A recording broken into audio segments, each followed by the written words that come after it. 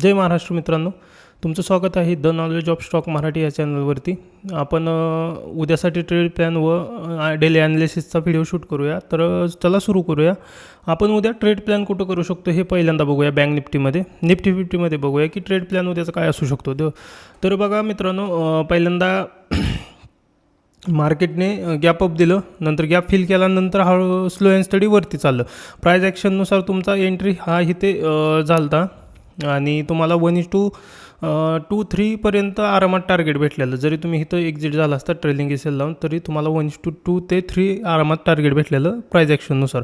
मग आता आपला दुसरं म्हणजे काय म्हणते ते, आपला उद्यासाठी ट्रेड प्लॅन काय असेल ते बघूया. आता इम्पॉर्टंट लेवल जी निफ्टी 50 दिसते आपल्याला, ही 24,500ची लेवल आणि 24,350ची लेवल ही इम्पॉर्टंट असणार आहे. 23,380ची लेवल, 50ची नाही 80ची लेवल, कारण तिथून एक स्विंग भेटलेला आपल्याला. मग जर समजा फ्लॅट ओपन झालं मार्केट किंवा गॅप डाऊन ओपन झालं तर सिम्पल प्लॅन ठेवणार आहे आपण. 23,380च्या लेवलपाशी आपल्याला कॉल साईडला कुठे 5 MA भेटला तर आपण तो ट्रेड करणार आहे. आणि जर पुट साईडला ट्रेड करायचं असेल तर फ्लॅट ओपन होऊन किंवा गॅप अप ओपन होऊन वरती गेलं पाहिजे मार्केट फर्स्ट, आणि नंतर आपल्याला 24,550च्या लेवलपाशी एक 5 MA भेटला पाहिजे तर आपण पुट साईडला ट्रेड करणार आहे. ही सिम्पल स्ट्रॅटर्जी असणार आहे. आपण दिवसाचा एक नाही तर 2 ट्रेड करणार आहे, जास्त ट्रेड करणार नाही. मॅक्सिमम 2 ट्रेड करणार आहे, कारण की गेल्या महिन्यामध्ये आपण फक्त एकच ट्रेड केला, पण आता ह्या महिन्यामध्ये आपण एक ट्रेड वाढवणार आहे. जास्त ट्रेड नाही, फक्त 2 ट्रेड दिवसाचं करायचे आहेत आपल्याला. मग त्याच्यानुसार आपला हा प्लॅन असेल की 24,550च्या लेवलला पुट साईडसाठी आपण इथं प्लॅन करणार आहे आणि 24,380च्या लेवलला कॉलसाठी प्लॅन करणार आहे, ते पण 5 MA वरती. दुसरा शक्यतो स्ट्रॅटर्जी यूज करायची नाही आपण.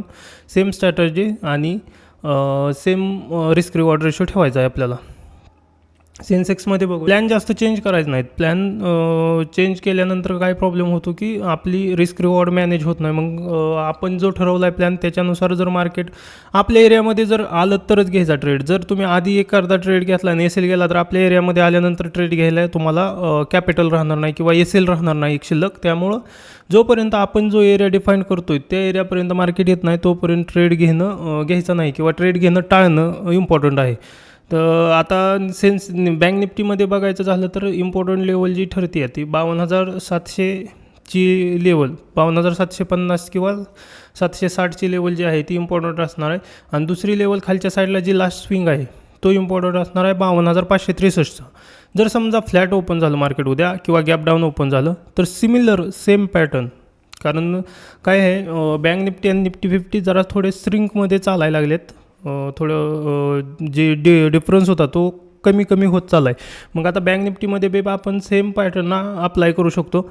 जर बँक निफ्टी फ्लॅट ओपन होऊन किंवा थोडी गॅप डाऊन ओपन होऊन पहिल्यांदा खाली आली, मार्केट खाली आलं तर आपण 52,563च्या लेवलला 5 MA हुडकणार आहे आणि त्या लेवलला 5 MA भेटल्यानंतर आपण कॉलसाठी ट्रेड करणार आहे. आणि कॉलसाठी ट्रेड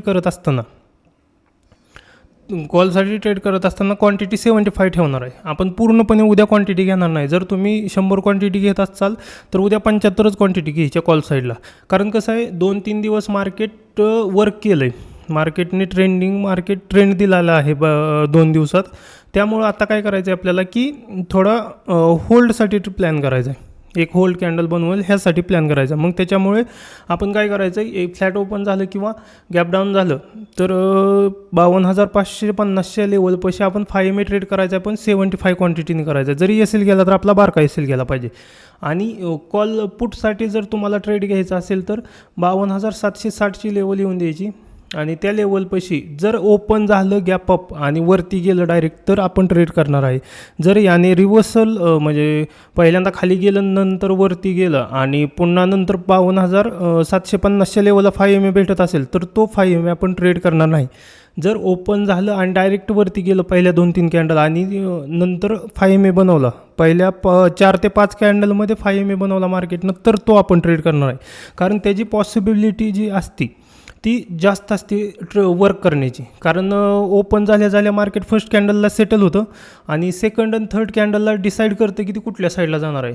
मग त्यामध्ये जर आपल्याला 5 MA भेटला तर वर्क करण्याचे जास्त चान्सेस असतात. त्यामुळं आपण तो वर्क करणार आहे. जर तुमचं मार्केट समजा ओपन असं झालं की फ्लॅट ओपन झालं, फर्स्ट खाली गेलं, तुम्हाला 5 MA कुठल्याही प्रकारचा इथं 5 MA दिलं नाही, आणि नंतर वरती गेलं तर हा 5 MA इथला पुट साईडचा 5 MA वर्क करणार नाही, वर्क करण्याचे चान्सेस एकदम लो लेवलला जातात. मग त्यावेळेस आपण काय करायचं आहे, प्राईज ॲक्शनवरती ट्रेड करायचं आहे. ते ही लेवल ब्रेक होण्याची वाट बघायची आणि नंतर प्राईज ॲक्शनवरती कॉल साईडला ट्रेड घेणार आहे आपण, इथला जर 5 MA मिस झाला तर.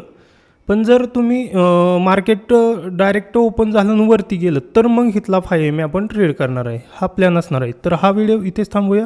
तुम्हाला ह्या व्हिडिओमधून थोडं इन्फॉर्मेशन भेटली असेल किंवा तुम्हाला काही नवीन शिकण्यासाठी भेटले असेल तर ह्या चॅनलला जरूर सबस्क्राईब करा आणि आपल्या मित्रांनी हा चॅनल शेअर करा, जेणेकरून त्यांनाही शेअर मार्केटबद्दल वेगवेगळी माहिती भेटेल.